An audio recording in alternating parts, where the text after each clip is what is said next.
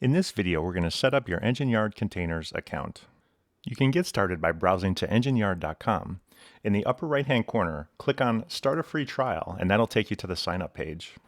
Here you're going to provide your first and last name, contact information, phone number, and email. Provide a secure password, and this will set up your account. The next step is to set up your billing information. You're going to provide your billing address on this screen, and then click Next to provide your credit card information. We do require a credit card on file in order to start up any clusters.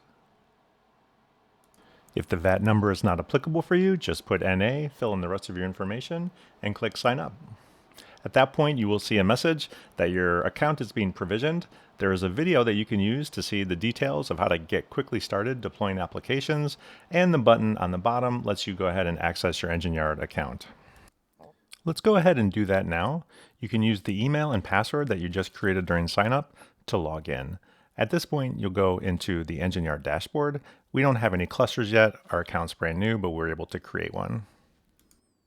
After you sign up, you'll get two different emails. The first is just to confirm your email address. Go ahead and click on that link.